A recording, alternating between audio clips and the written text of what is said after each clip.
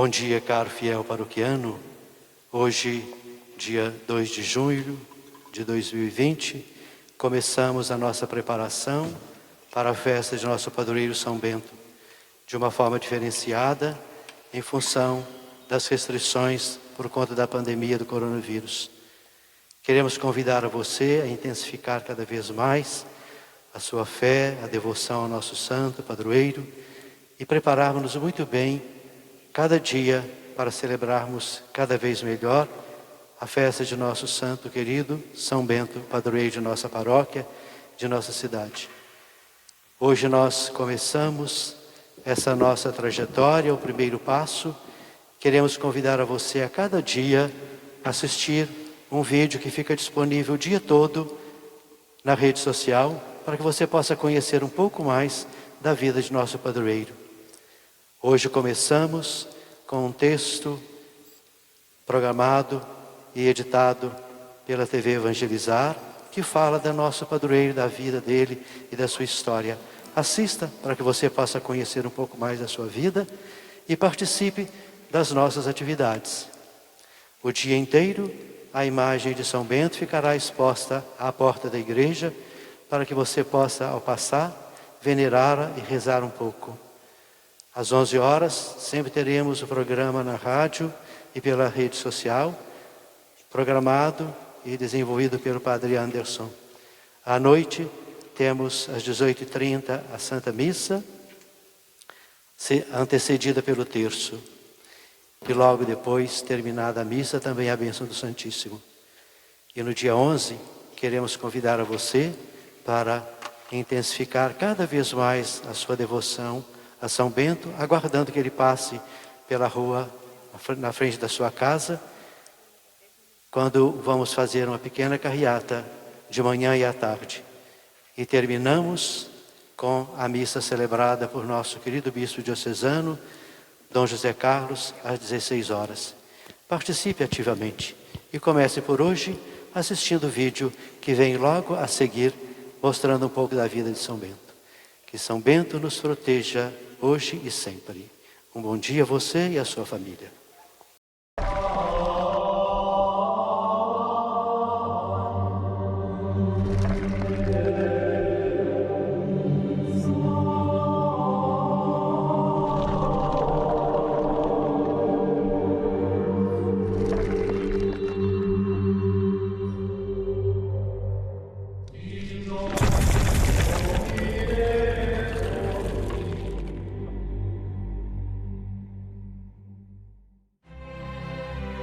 Devemos muito a uma cidade. Devemos a ela a construção da civilização europeia. Mais ainda devemos a ela o renascimento daquilo que hoje chamamos de mundo ocidental. No ano de 480, nasceu São Bento na Núrcia, aquele que teve a força para mudar a si mesmo e usou essa mesma energia para mudar o mundo. Houve um homem de vida venerável, Bento tanto pela graça quanto pelo nome, que desde a infância possuía um coração maduro. Superior pelo seu modo de proceder, na juventude, a nenhuma volúpia entregou seu coração. E assim, enquanto se achava nesta terra, da qual por algum tempo pudera gozar livremente, desprezou como já murchas as flores do mundo. As obras de Bento falam por si, mas quase tudo o que se sabe sobre sua vida pessoal chegou até nós graças aos diálogos de São Gregório Magno, biógrafo e o primeiro monge a ser eleito Papa. Em seu livro, ele registrou os maravilhosos fatos que ouviu e sobre os quais pesquisou por toda a vida. Bento tinha apenas 13 anos quando partiu para a Cidade Eterna. Mas era maduro o suficiente para, em pouco tempo, perceber que a superficialidade que tomava conta da vida social de Roma havia invadido também as suas escolas. A Roma daquele tempo era o que ele menos queria. Logo entendeu que os professores estavam mais preocupados em agradar as famílias ricas do que em corrigir aquela geração de jovens mimados e irresponsáveis, para os quais o conhecimento era a menor das preocupações. Temendo ser engolido pelo rasteiro materialismo e a vida de aparências, decidiu preparar-se sozinho para, um dia, poder ajudar aquelas pessoas. Para isso, teve a coragem não apenas de deixar a escola e sair de Roma, mas de renunciar aos bens e proteção de sua família. A partir daí, ele buscaria inspiração no contato com a natureza, nos estudos profundos e na convivência com as pessoas simples. Ele não queria que nenhum conforto material inadequado pudesse distraí-lo de seus objetivos. Pouco mais que um adolescente, Bento saiu de Roma a pé, em busca de um local isolado. Nesta viagem, foi acompanhado de sua fiel ama, que cuidava dele desde o nascimento e não aceitou deixá-lo partir sozinho. Depois de alguns dias de caminhada, chegam a uma aldeia na região do Lácio e ali conseguem pousada com pessoas caridosas junto à igreja de São Pedro Apóstolo.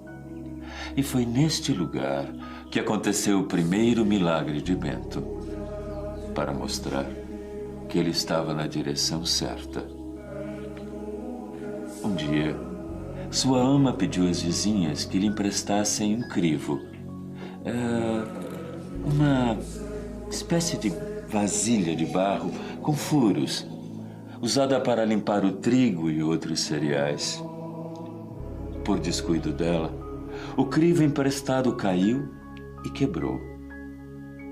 A mulher começou a chorar muito e o jovem Bento, emocionado com o sofrimento, pegou os cacos da vasilha e rezou sobre ela, emocionado, em lágrimas.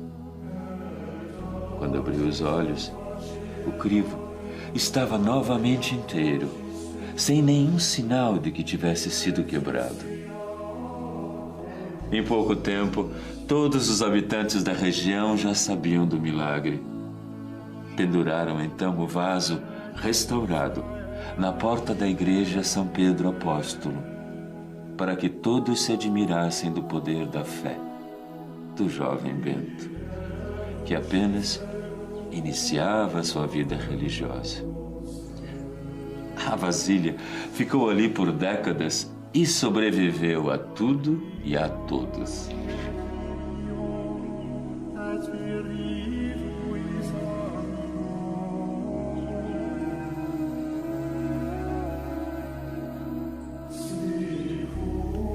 Aos 20 anos, depois de 7 anos de pregação e exemplo, decidiu isolar-se em uma pequena e quase inacessível gruta nas encostas do Monte Subíaco, de onde desciam muitas fontes de água.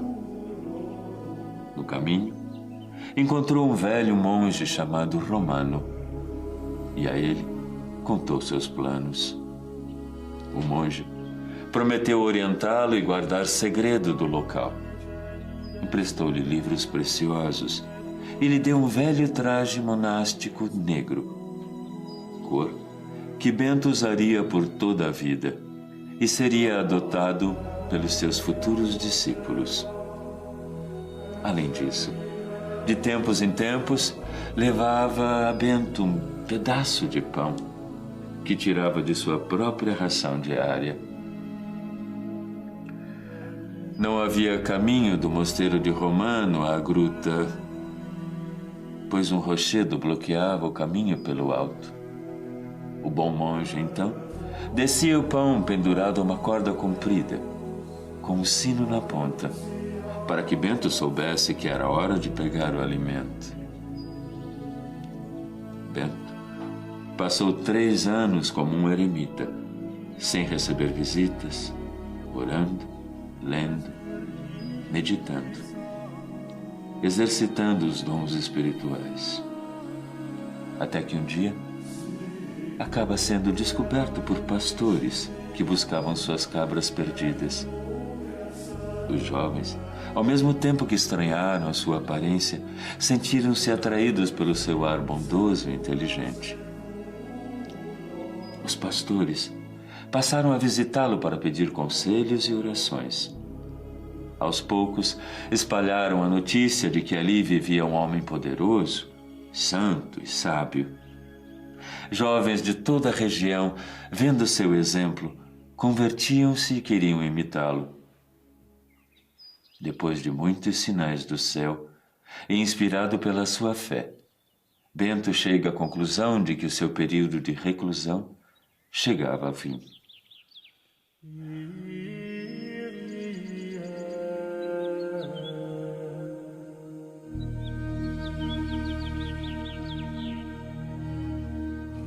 Perto de onde Bento fez o seu retiro, havia o convento de São Cosimato, cujo dirigente havia morrido recentemente. Como a sua fama já era grande, a comunidade foi pedir que ele assumisse a direção. Bento recusou por muito tempo, pois sabia que os seus costumes eram bem diferentes daqueles irmãos. Tanto insistiram que ele acabou aceitando. Lá, comprovou a sua intuição. Os monges se encheram de fúria quando ele impôs disciplina. Por mais que se esforçasse e desse exemplo, eles não aceitavam abandonar os abusos de uma vida desregrada e preguiçosa, a qual estavam acostumados.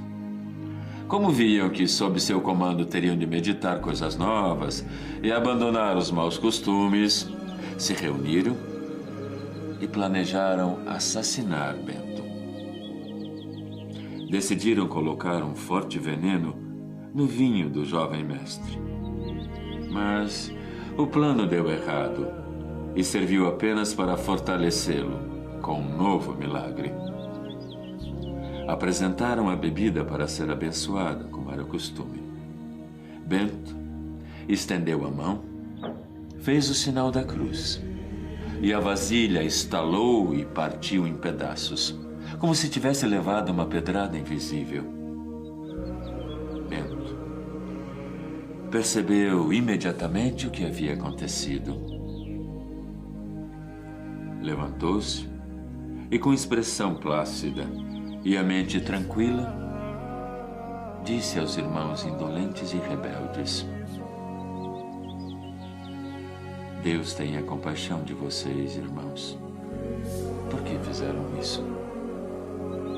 Antes de aceitar o convite, eu avisei muitas vezes que os meus costumes não se harmonizariam com os de vocês. Procurem um líder que combine com o seu jeito de viver.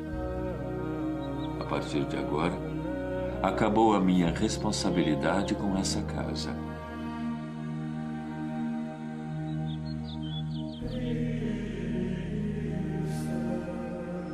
Bento deixou o mosteiro, voltou para Subíaco, recebido entusiasticamente por jovens cheios de energia e fé. Entre eles, os futuros santos Plácido e Mauro. Resolve emigrar para a região de Nápoles. Lá, aos pés do Monte Cassino, ele e seus discípulos constroem, com muito esforço e apoio da comunidade, o seu primeiro mosteiro, usando as pedras de uma antiquíssima construção abandonada. Na verdade, aquele foi o primeiro mosteiro propriamente dito da Europa, e Bento quis fazer dele um modelo para o Ocidente. Para isso, estudou a fundo os regulamentos dos mosteiros orientais, assimilando o que havia de melhor e adaptando o restante ao espírito romano. Uma grande quantidade de discípulos aparece e, para abrigá-los, Bento funda 12 pequenos mosteiros. Seu lema é simples e poderoso: ora et labora, ou seja, rezar e trabalhar. Porém, o trabalho de Bento causa inveja a um sacerdote da região, Florencio. Ele tenta de todas as maneiras impedir que as pessoas procurem o santo. Até que, no ano de 529, cego pelo despeito, Florencio leva um pão envenenado de presente a Bento. Mas o santo, sempre bem inspirado, percebe imediatamente a intenção do padre. Na hora da refeição, Bento ordenou a um corvo, que tinha o costume de ir comer nas suas mãos, que, em nome de Jesus, levasse o alimento envenenado para longe, onde não pudesse ser encontrado. O animal demonstrou medo. Não queria tocar no pão, mas acabou obedecendo. Horas depois, voltou, são e salvo, e foi alimentado pelo monge. Incapaz de desejar o mal a quem tentou matá-lo, Bento toma o episódio como um sinal de Deus, de que deveria se afastar da multidão, para poder ampliar seus serviços.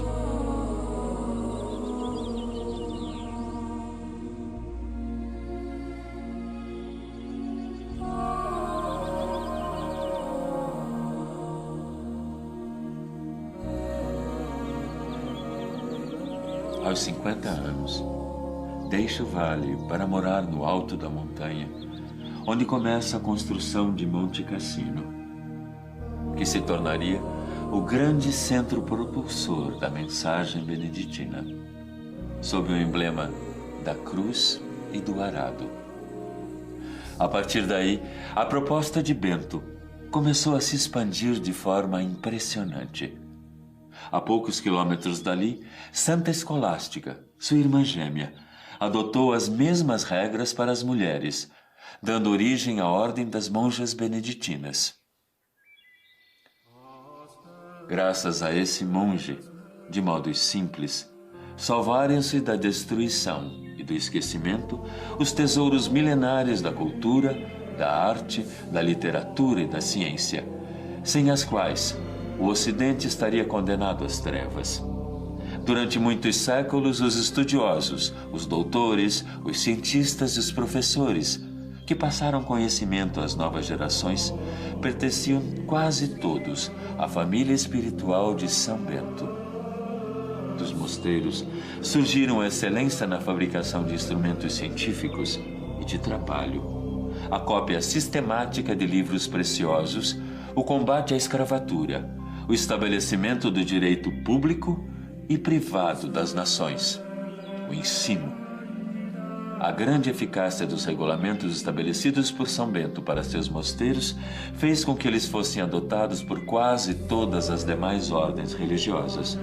Para divulgar e facilitar a sua execução, ele escreveu, a partir de 534, os 73 capítulos da Regra dos Mosteiros, equilibrada, moderada e sensata. Ela é seguida até os dias de hoje. O poderoso fermento espiritual, presente na obra de Bento, expandiu a sua mensagem muito além de sua pequena cidade e do seu país, para forjar o rosto do mundo ocidental, a partir da fé, partilhada entre diferentes povos. Os mosteiros de São Bento formaram pessoas que passaram a história da nossa civilização pela sua sabedoria, ciência e santidade. Eles eram escolas, hospitais, laboratórios, hospedarias que espalhavam a luz que mais tarde revolucionaria o mundo com o humanismo e a renascença. Além disso, ensinaram aos povos da Europa novas técnicas de agricultura, criação de animais, preparo e conservação de alimentos. Até hoje, as regiões no entorno dos mosteiros são centros de excelência mundial na produção de queijos, presuntos, salames, linguiças, vinhos, cervejas, doces, compotas e conservas. E a Igreja deve a essas oficinas de oração e trabalho nada mais, nada menos que 23 papas, 5.000 bispos e cerca de 3.000 santos canonizados. A vida de São Bento foi cercada de fatos extraordinários. Por inúmeras vezes, ele livrou a si mesmo, irmãos monges e pessoas do povo da influência de espíritos malignos, e por isso é visto por muitos como um poderoso exorcista. Bento tinha também, em alto grau, os dons da visão à distância, da leitura de pensamentos e previsão do futuro. Foram muitas as profecias do santo, inclusive sobre a destruição do mosteiro, primeiro pelos lombardos e muito tempo depois, na Segunda Guerra Mundial. Em 15 de fevereiro de 1944, com o falso argumento de que havia um grupo de controle e observação do exército nazista escondido atrás de seus muros, intransponíveis por terra, o mosteiro de Monte Cassino foi destruído por 1.400 toneladas de bombas lançadas pela Força Aérea Americana. Ironicamente, tudo começou com o ataque do bombardeio estratégico B-17, pilotado pelo Major Bradford Evans e cujo número era 666, o número da besta no livro do Apocalipse. Antes disso, porém, o Marechal Kesselring deu ordem de levar o abade e os monges intactos para Roma, como previra São Bento quase 1.500 anos antes. Graças à disciplina beneditina, foram salvas as principais relíquias históricas. Mais tarde, os monges reconstruíram Monte Cassino, exatamente como original. Hoje em dia, existem mais de 1.200 mosteiros beneditinos em todo o mundo, seguindo a mesma regra estabelecida pelo seu fundador.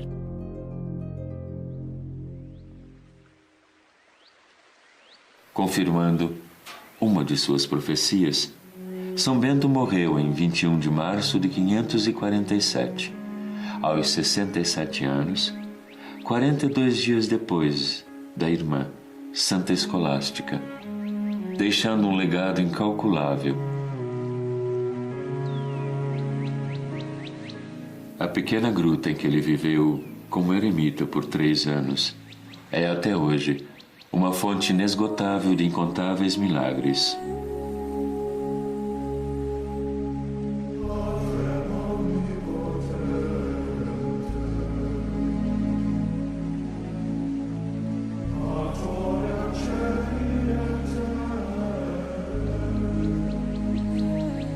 Durante séculos, muitos cristãos têm usado a medalha de São Bento na luta espiritual contra as forças do mal. Por mais de 1000 anos, a existência da medalha de São Bento foi vista como um mito. Até que em 1647, ela foi redescoberta nas paredes da antiquíssima abadia beneditina de São Miguel, na Alemanha, onde estava oculta há séculos.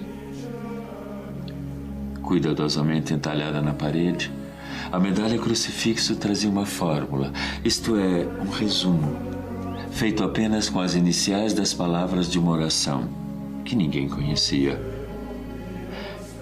Examinando os livros do mosteiro, os estudiosos encontraram uma ilustração de 1415, na qual São Bento aparecia segurando uma cruz e uma flâmula que, para a alegria deles, continha exatamente a oração da medalha.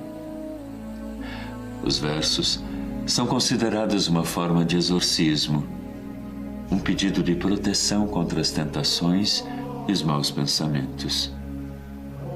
E se tornaram famosos com o nome de Vade Retro Satana. A medalha tem na frente a imagem de São Bento trazendo nas mãos uma cruz e um livro aberto com a frase: sejamos protegidos pela sua presença na hora de nossa morte. No verso, há uma imagem da cruz e as letras iniciais da poderosa oração que você está convidado a utilizar sempre que estiver precisando.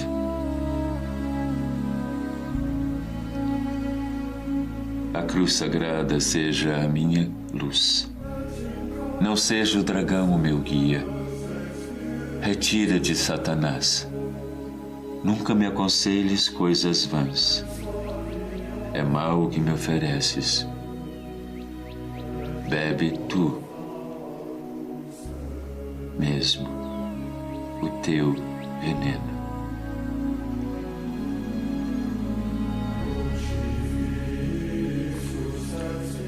rogai por nós, bem-aventurado São Bento, para que sejamos dignos das promessas de Cristo. Amém.